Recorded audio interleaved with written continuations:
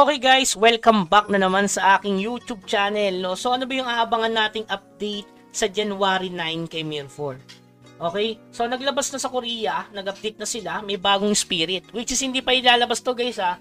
Gawa nang wala pa yung Balrog na legendary. So yung muna bago ito.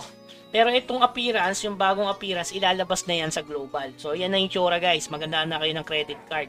So, yun yung inaabangan natin dito kapag advance tayo, mape-prepare nyo na yung mga resources na kailangan. Pera man yan or yung sa game na mismo. Okay? So, may appearance goods yan kasi stats yan eh. Pag mas marami kang costume, mas malakas yung raw stat, di ba? Mas lamang ka sa mga free-to-play, syempre. So, yung pangatlo, ito, the best, the New Year Blue Dragon Orb. Syempre, magkakaroon ng Chinese New Year. Imposibleng hindi ilabas sa atin to eh. Pero baka lang guys, huwag tayong excited.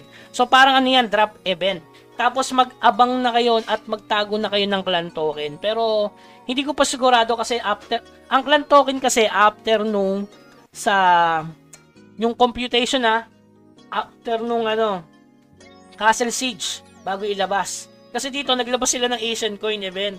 So baka sa atin kakatapos lang, baka biglang mag-clan token. So mas maganda sumali na kayo sa expedition ngayong darating na Sabado. Kasi sa Tuesday, at least nakaprepare na yung clan token nyo kahit 100,000 para makakuha kayo ng Tick 5K glittering at elixir. Okay? So ito, Blue Dragon Orb. Ayan. Ano yan? Drop event din yan guys. 500 a day. So ayan. Pwede mo siyang i-exchange dito. So kanila, hindi ko maintindihan yung yung Chongqing yung viewing box yung mga ganyan. So ito yung mga laman. Napaka-solid na naman yan guys. So, ito yung mga box niyan. Advanced Blue Dragon Treasure Sword. Advanced Blue Dragon Cloak. Advanced Blue Dragon Helmet. So, pang codex. Malamang. Okay? So, yun yung aabangan natin dito sa update ni Mir4 sa Tuesday. Baka lang ito ilabas kasi hindi naman pwedeng i-move yung Chinese New Year. Isasabay tayo dyan ni WeMade sa global, di ba? Tapos yung aabangan talaga natin yung bagong yung equipment. Guys, hanggang ngayon wala pang nilalabas si Mir4, no? Yung legendary na kailangan natin ng Darksteel. So magmamahal pa rin ng Darksteel, dire-diretso ang pagmahal niyan. Pangalawa, guys, Constitution hindi pa nilalabas sa global. Ang dami pa, guys, no? Yung isa, yung legend na inaabangan ko kasi naka-ready na rin minsan yung Darksteel natin. Meron naman tayong gold pambili.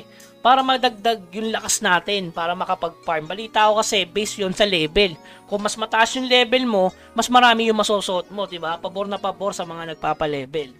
Okay? So, yun lamang guys, yun lang ang update natin ngayon. Handaan nyo lang yung inyong credit card para sa new appearance. Sigurado ilalabas yan. Pangatlo, syempre, magtago na kayo ng clan token. Kasi kung dito is Asian Coin, sa atin, clan token. Okay? So, yun lamang guys. Hanggang sa muli. Paalam.